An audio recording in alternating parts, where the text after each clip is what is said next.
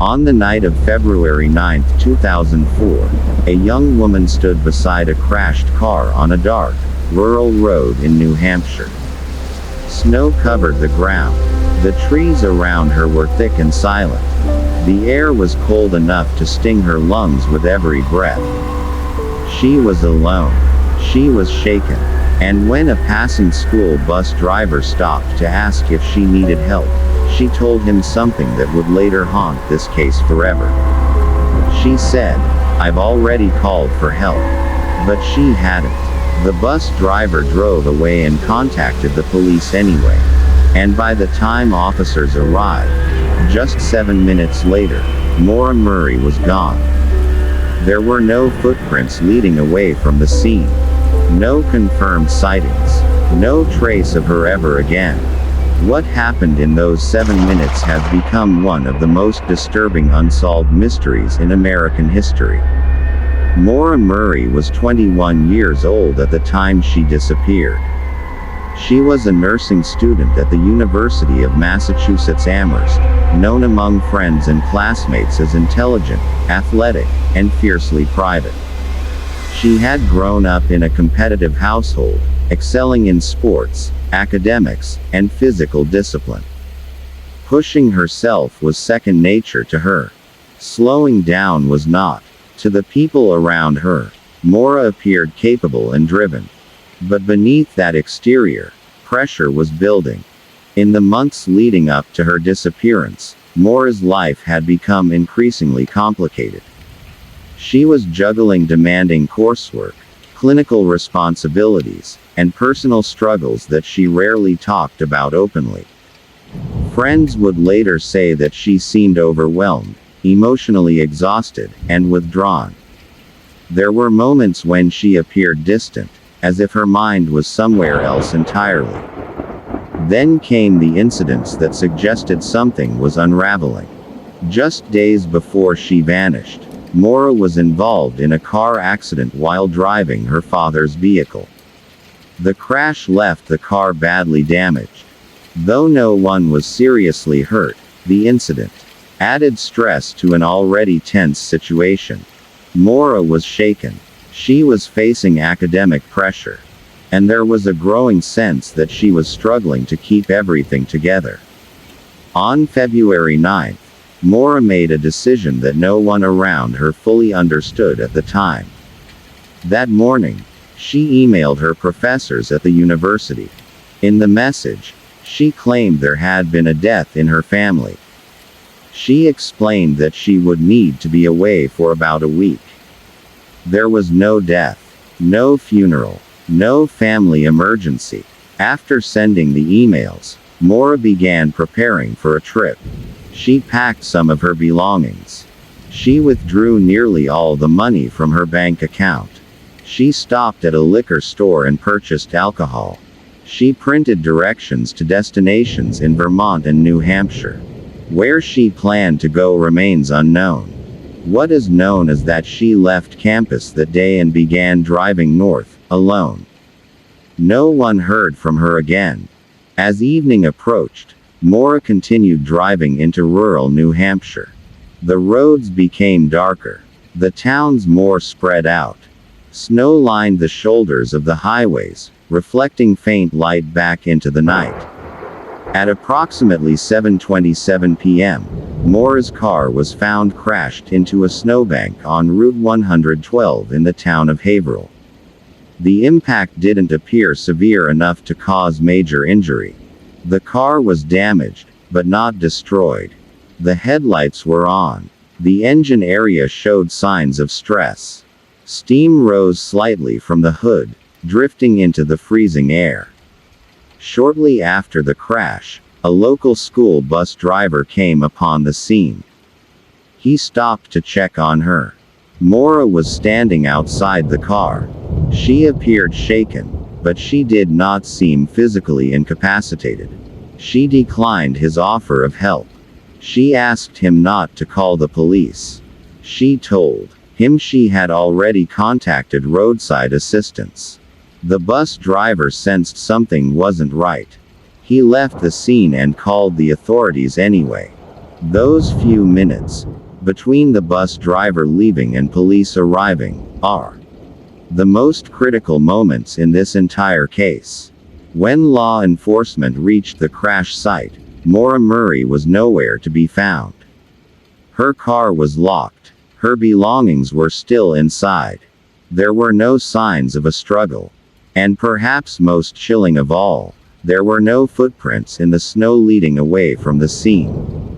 In a landscape where even a single step should have left a mark, there was nothing. It was as if she had vanished into thin air. Search teams were dispatched almost immediately. Officers canvassed the area. Neighbors were questioned.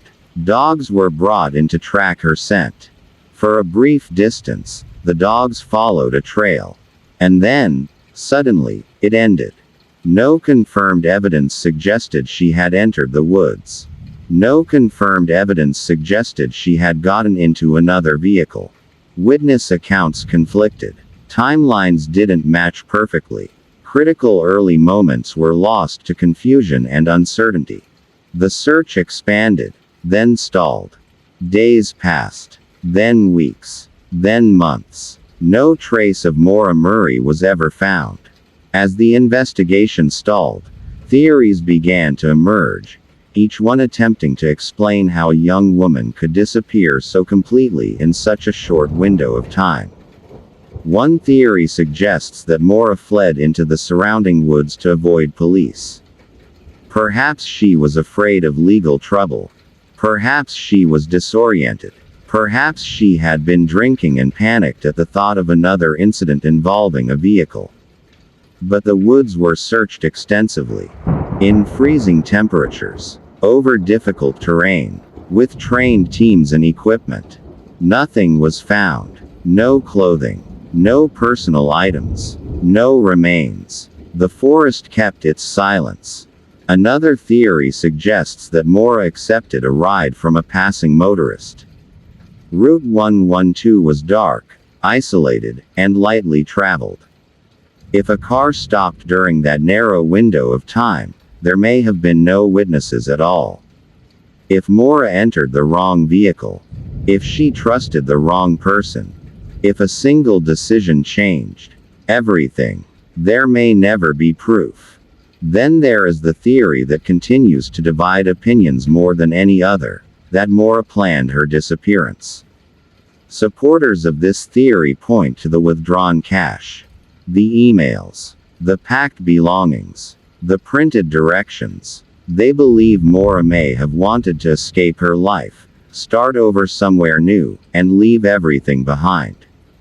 But there are problems with that idea. Maura left behind her identification, her bank cards, her phone. There is no confirmed evidence that she ever accessed money again. No record of employment. No verified sightings. No digital footprint. If she planned to disappear, she did so in a way that defies logic and survival. And then there is the human cost. Maura's family never stopped searching. Her father, Fred Murray, became the public face of the case. He appeared in interviews. He challenged investigators. He organized searches. He refused to allow his daughter's name to fade into obscurity. Years turned into decades. The questions never went away. What really happened on that road? Why did Maura say she had already called for help? Why were there no footprints? Why did the scent trail stop? And how could someone vanish so completely in less than 7 minutes? Maura Murray didn't disappear slowly. She didn't fade out of contact over time. She vanished abruptly, violently, and without explanation. Because sometimes, it isn't the length of time that makes a mystery terrifying. It's the speed. And somewhere between that snow-covered road in New Hampshire and the present day, the truth is still waiting, hidden in silence, unanswered, and unresolved. As the days turned into weeks, and weeks into months, the disappearance of Maura Murray began to draw national attention. What initially seemed like a tragic accident followed by confusion slowly transformed into something far more unsettling. Investigators, journalists, armchair detectives, and strangers from around the world became fixated on one haunting question. How could a young woman disappear so completely, in such a short span of time, without leaving anything behind? The early stages of the investigation were marked by uncertainty and missed opportunities. Law enforcement arrived quickly on the night of the crash, but in cases like this, minutes matter. Roads were not immediately sealed. Potential witnesses passed through the area before the significance of the disappearance was fully understood. Snow fell, covering the ground again and again, erasing whatever faint traces might have existed. Search teams worked tirelessly. Volunteers combed the woods. Helicopters scanned from above. Canine units returned multiple times, following the same path until the scent disappeared into nothingness. Each effort ended the same way, without answers. And with each passing day, the mystery grew deeper. Some investigators believed Maura may have been disoriented after the crash. The cold temperatures, the stress of the situation, and the possibility of alcohol could have impaired her judgment. They theorized that she may have wandered into the woods and succumbed to the elements. But this explanation never fully satisfied those closest to the case. Experienced searchers pointed out that even in tragic wilderness deaths, evidence is usually found eventually. Clothing, remains, something. In Maura's case, there was nothing. Not even after years of searching. The absence became its own form of evidence. Attention then shifted toward the possibility of a passing vehicle. The timeline allowed for it. The road, while rural, was not completely deserted. A car could have come by during that brief window between the bus driver leaving and the police arriving.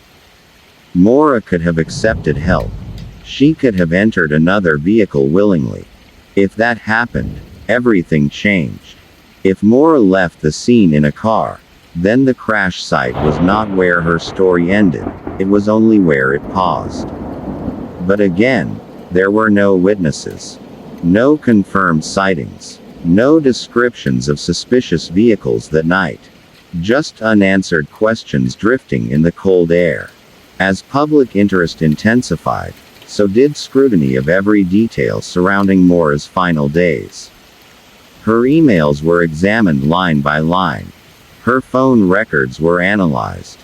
Her bank withdrawals were debated endlessly. Every interaction she had before leaving campus was replayed again and again, searching for meaning. Why did she lie about a death in the family? Was it panic? Was it a cry for space? Or was it part of a larger plan? Some believe Maura was not running from something, but toward something. A quiet place. A reset. A chance to breathe. They argue that the crash disrupted those plans, forcing her into a situation she didn't anticipate. But even those who believe she wanted to disappear struggle with one undeniable fact. Disappearing successfully requires preparation, resources, and support. Maura had none of those things. She left behind critical items. She had limited cash, and there has never been a single verified indication that she lived under another identity. If she planned to vanish, she did so without a safety net. As the years passed, the investigation shifted from active search to cold case. Leads dried up. Witness memories faded. Evidence aged. But Maura's family never accepted silence as an answer. Her father, Fred Murray, continued to push for renewed searches and deeper investigation. He returned to the area year after year, walking the same roads, revisiting the same woods, hoping that something, anything, had been missed. His determination kept the case alive long after public attention might have moved on. For him, Maura was not a mystery. She was a daughter. The emotional weight of the case became impossible to ignore. Friends described the pain of not knowing, of imagining every possible outcome, of living in a space where closure never arrives. Because uncertainty does not fade with time, it sharpens. Over the years, new theories emerged. Some were grounded in evidence. Others were fueled by speculation. A few bordered on conspiracy. Each theory added layers to the story, but none brought resolution. What makes the disappearance of Maura Murray so haunting is not just the absence of answers, but the presence of ordinary details. A college student, a road trip, a car accident, a decision not to call the police. These are not dramatic, cinematic moments. They are familiar, relatable, and that is why this case refuses to let go. Because it reminds us how quickly life can fracture. How a single night, a single choice, or a single misjudgment can open a door that never closes again. Somewhere between the sound of tires hitting snow and the flash of distant police lights, Maura Murray vanished from the world we know. No final message. No goodbye. No explanation. Just a silence that has lasted more than 2 decades. And until the truth is uncovered, if it ever is, that silence remains.